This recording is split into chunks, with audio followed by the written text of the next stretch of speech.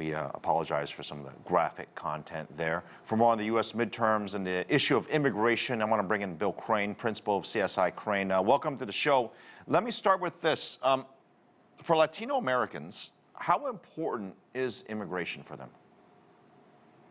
Well, you have to remember there are Latino Americans who are naturalized citizens who came here either as children or as adults, became U.S. citizens, and are living the life of the dream in the American way. And then there are immigrants coming from Latin America and other parts of the globe, primarily from lower Latin America, Puerto Rico, Mexico, places like Uruguay and others that are refugees that are here on visas, are here illegally, or are just crossing the border and awaiting entry into the United States. So it's hard to speak on behalf of one large, very diverse demographic set and those of Latinx as having one singular opinion. I have neighbors who are of Hispanic heritage who have been here for some time, one a family where the mother is naturalized and the sons and children and grandchildren are all U.S. citizens. So even within that household, there are various differences.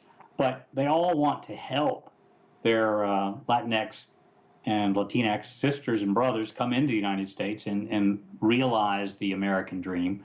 But they also realize that you have to follow the rules, that there are things that they had to put up with and deal with to get their green card to become a U.S. citizen.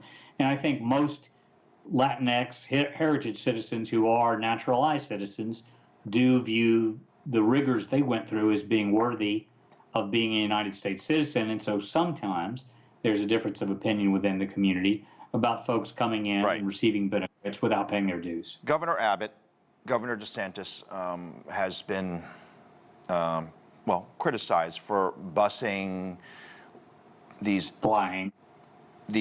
migrants into other states, whether it's New York or Washington, D.C. And I'm wondering, what impact does that have on voters? Are they sympathetic to the cause, or does it hurt the cause when you're talking about the need for immigration reform? Well, I think it breaks down along party lines. A lot of Republicans think what Mark Abbott and Governor DeSantis have done, Governor DeSantis flying plane loads of folks up to Martha's Vineyard, are both a little bit comical and they kind of support it. It's a little easier to be a refuge state and welcome anyone who is not in the United States illegally from Massachusetts than to do so from Arizona, Texas, or Florida, which are all southern border states and much more impacted by that. To basically say any and all are welcome means something different when you possibly might have a trickle of illegal immigration from Canada. So I think Republicans somewhat cheer that and the symbols of it, and Democrats certainly scorn it. I don't know that it plays out as a larger issue among those being discussed that are critical, such as the economy, employment, potential recession, inflation, that are the issues topping the agenda for voters on both sides of the aisle heading into these midterms. I have to suspect for our international audience, they must ask this question, that for as great as America is, as a country of immigrants, we sure have a lot of consternation about how do we approach comprehensive immigration reform in this country. Presidents prior to Biden, whether it's Obama or Bush, and you can go back as many elections as you want, we've been discussing this. And to this day, we have really no proper agreement on a path towards citizenship, except for the path that we had a long time ago. And people are scratching their heads as to why can't we... Sorry. No, I'm saying that people are wondering, why can't we close this book and solve this problem? I'm with you. I am a family, I am a second-generation American of Irish-American heritage. The last comprehensive immigration reform in the United States was the Immigration Act of 1986. It was a compromise between President Reagan, Tip O'Neill, and the Democrats in Congress of that day. But a lot of the things they decided at that time were somewhat impractical and wouldn't hold.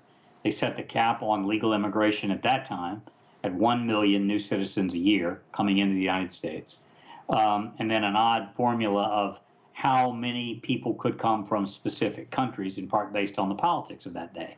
So we're now 40 years later, practically, dealing with, or more than 40 years later, dealing with a law that was a little bit out of step at the time it was put together. There have been two serious attempts, one most recently by George Bush during his first term that got shot up pretty quickly, and then several attempts that have come mostly on the Senate side that haven't gotten very far. I've got 30 seconds left, but I want to get into this last thing is, give me some good news. Regardless what happens in the House and Senate, is there hope for positive news when it comes to immigration reform? I don't see it in the next couple of years because we've got a presidential election coming in 2024. So I see more punting than I see, unfortunately, scoring. Okay, I could go on for a long time on this topic. I really appreciate your insights on this and sharing your personal story as well. Very much appreciate the explanation as to this important issue that's going to impact, obviously, millions of voters. In other news, the U.S. and